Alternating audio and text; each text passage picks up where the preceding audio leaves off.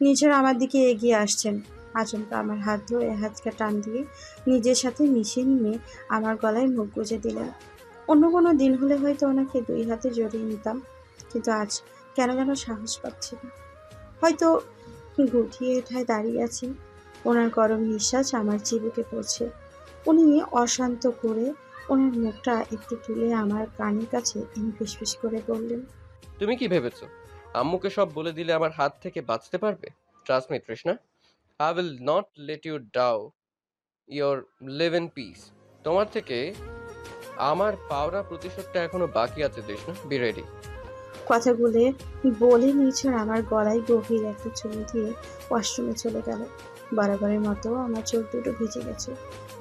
2 মাস সময় যত শেষের দিকে আসছে, বুকের বাঁ পাশে চিনচিনে ব্যথাটা ততই প্রকট আকার ধারণ করছে। 1 বছর আগে আমি নিজের স্বার্থের কারণে নিঝরের কে কষ্ট দিয়েছিলাম।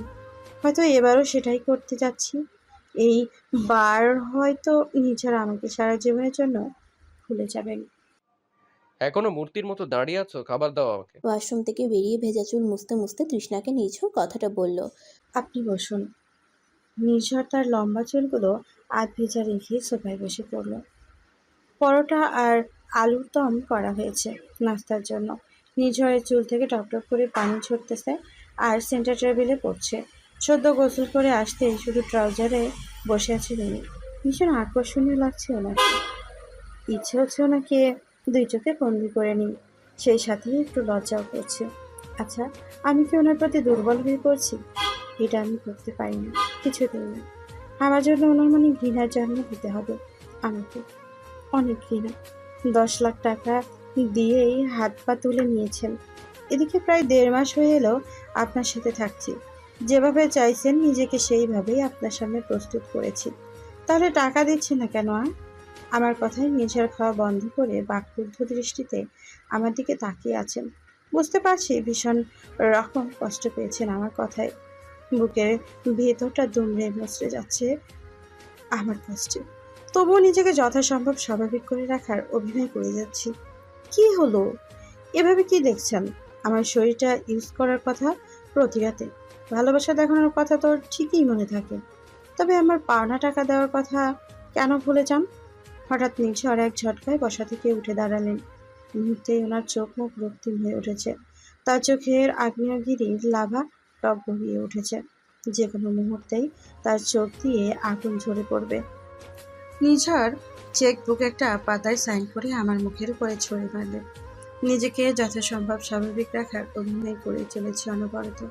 নিজে পড়ে যাওয়া চেকের পাতাটা উঠিয়ে নিলাম। 10 লাখ টাকার অ্যামাউন্ট সাইন করেছেন। নিঝড় এখনো আগের মতোই রাগের আগুনে ঝলসে যাচ্ছেন। Here is your money damn it. এত কিছুর পরেও তুমি আমাকে ভালোবাসতে পারোনি, এখনো টাকাকেই ভালোবাসো কেন তৃষ্ণা? কেন আমাকে ভালোবাসতে পারলে না তুমি? ভাবছি শপিং করে আসবো। আমি কিছু জিজ্ঞেস করেছি ড্যামেট, অ্যান্সার মি। কেন ভালোবাসতে পারলে না আমাকে? আমার ভালোবাসায় কোনো ত্রুটি রয়ে গেল? আচ্ছা, কি কি কেনা যায় বলুন তো? এভাবে ভেবেই কুল পাচ্ছি না। আমার 2 বাহু ধরে ঝাঁকিয়ে নিজের মুখের সামনে আমার মুখটা নিয়ে বললেন, একবার আমাকে ভালোবাসো কৃষ্ণা, বিশ্বাস করো পৃথিবীর সব সুখ তোমার পায়ের কাছে এনে দেবো। পারবেন না। আমাকে আপনি কিছুতেই সুখী করতে পারবেন না। আমার মুখ ওনার 2 হাতের আঁচলে নিয়ে কান্না ভেজা দৃষ্টিতে বললেন, একটা সুযোগ দাও তৃষ্ণা, একবার, শুধু একবার আমাকে ভালোবাসো। তোমার টাকা চাই তো? আমার যত টাকা আছে সব তোমার, প্রয়োজনে আমি নিজেকেও বিক্রি করে দেব, তবু শুধু একটা বার আমাকে ভালোবাসো। নিজেকে নিঝড়ের কাছ থেকে ছাড়ানোর চেষ্টা করছি। আপনাকে আমি ভালোবাসিনি নিঝড়, আমি টাকাকে ভালোবাসি। আর সেই সাথে তন্ময়কে। তন্ময়ের মতো একটা ফ্রডকে ভালোবাসতে পারো কিন্তু আমাকে না, কেন তৃষ্ণা? ভালোবাসা জোর করে হয় না নিঝড়, এটা একান্তই মনের ব্যাপার।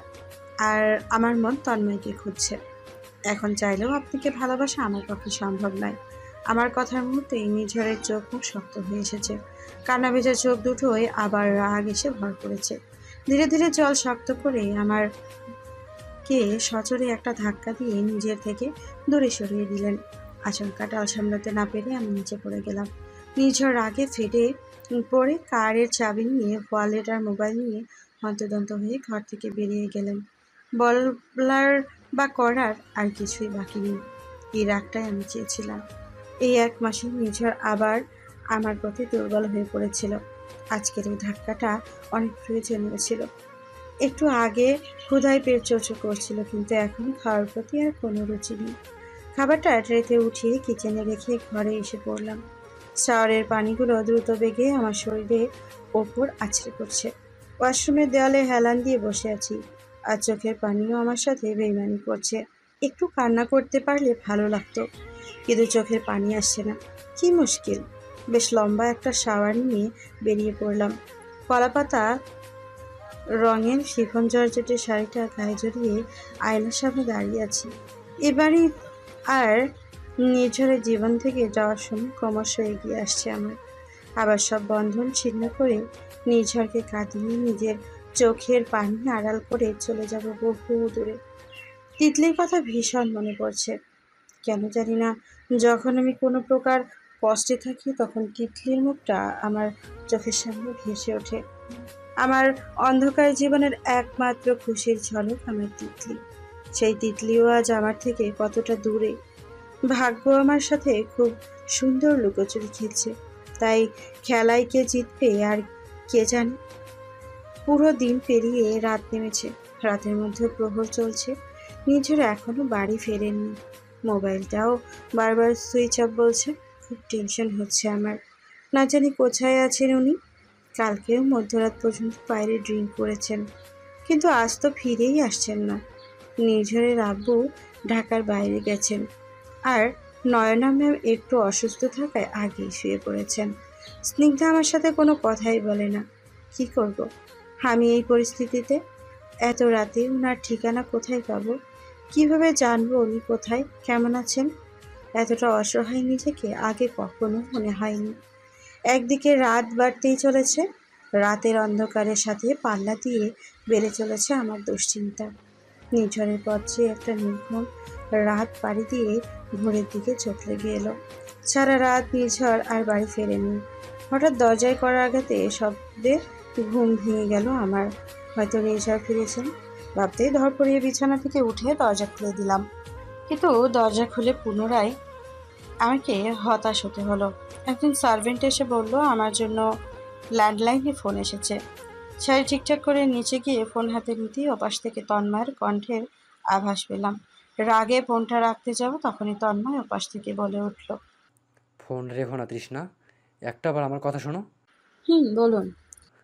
আমাকে ক্ষমা করে দাও তৃষ্ণা, আমি আমার করা কাজে অনেক লজ্জিত।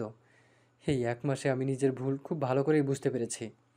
আবার নিজের ম্যানিপুলেট করার ক্ষমতা প্রয়োগ করছেন। হুম, এবার আর আপনার জালে পা ফেলছে না।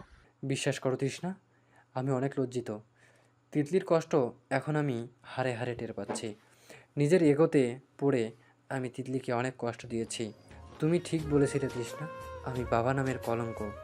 আমার তিতলি ভালো নেই তৃষ্ণা, কি হয়েছে তিতলি? খুব কষ্টে আছে। তোমাকে ছাড়া আমার কলিজার টুকরা। ওকে বাঁচানোর জন্য ওর মাকে প্রয়োজন। আমাকে ক্ষমা করতে না পারলেও তিতলির জন্য আমাদের কাছে ফিরে আসো তৃষ্ণা, আমাদের তোমাকে ভীষণ প্রয়োজন। টুট টুট টুট। কিছু না বলে ফোনটা কেটে দিলাম। মাথায় ভীষণ যন্ত্রণা হচ্ছে আমার।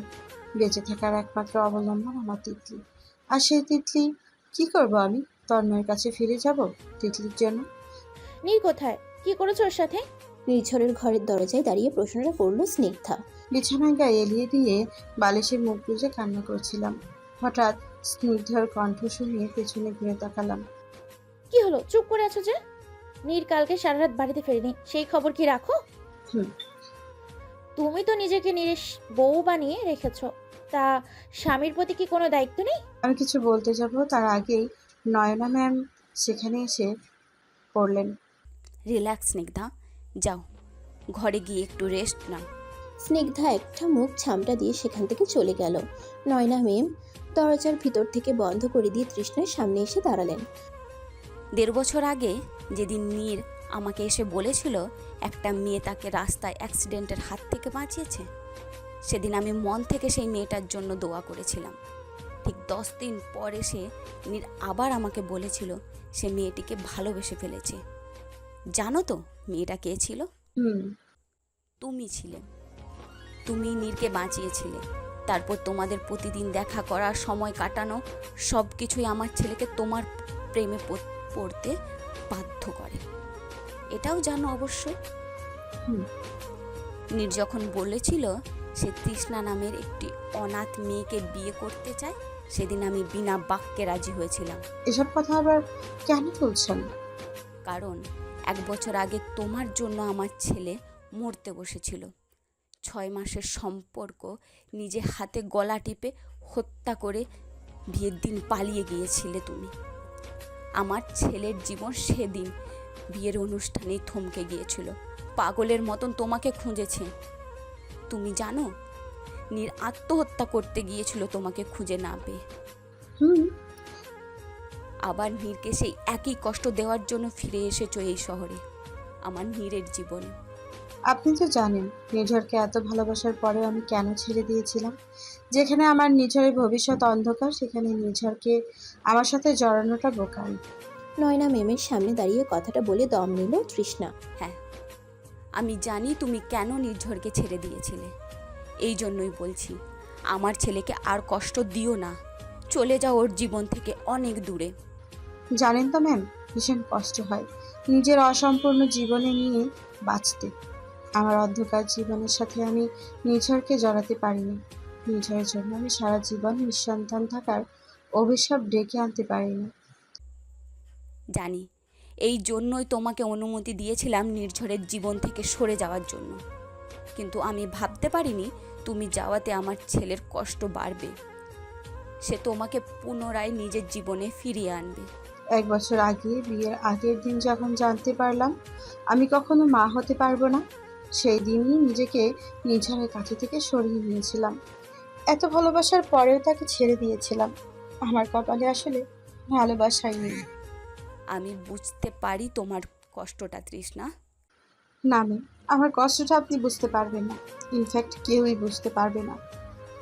মা না হতে পারার কষ্ট, সারা জীবন বন্ধা থাকার কষ্ট একমাত্র সেই ভালোভাবে বুঝতে পারে যে কখনো মা হতে পারবে না, ঠিক যেমনটা আমি। লোক তৃষ্ণা, আমি জানি তোমার।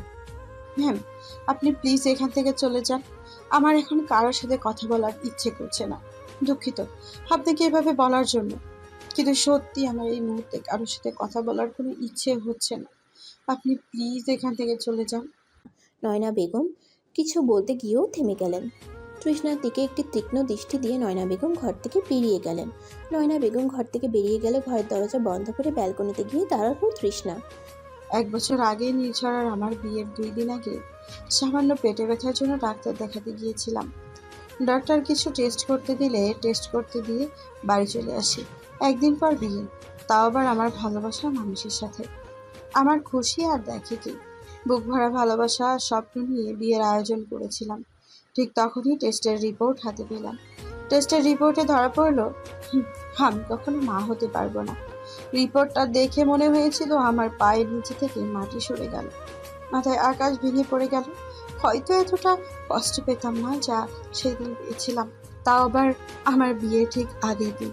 ভাগ্যের কি নির্মম পরিহাস, তাই না? বিয়ে নিয়ে এত স্বপ্ন দেখেছিলাম, পরদিন নতুন করে নির্ঝরের সাথে জীবন সাজাবো। কত স্বপ্ন ছিল আমার দুজনের একসাথে বাঁচবো।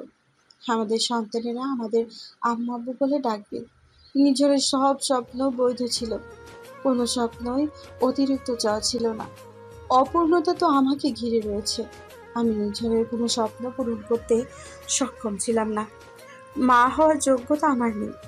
একটা মেয়ে পরিপূর্ণ নারী হয়ে ওঠে সন্তান জন্ম দিয়ে, আর আমার তো সেই ক্ষমতাই ছিল না সন্তান জন্ম দেওয়ার। একজন পরিপূর্ণ নারী হওয়ার ক্ষমতা আমার কখনোই হবে না।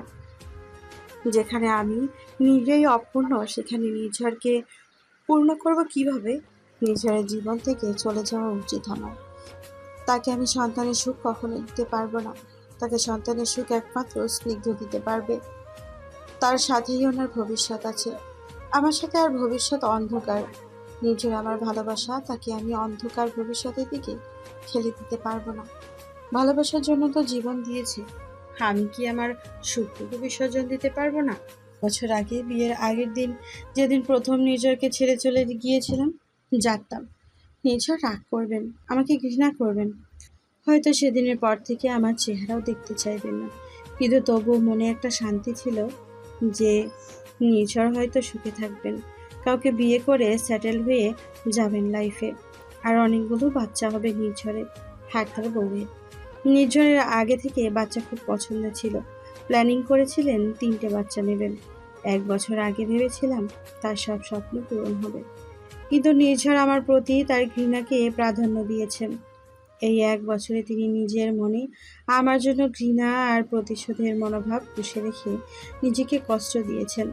যে কারণে তাকে ছেড়ে গিয়েছিলাম সেই কারণ তো কখনো সফলই হয়নি, উল্টো আমার উপর প্রতিশোধের মনোভাব পুষে রেখে নিজের জীবনটাই নষ্ট করেছেন।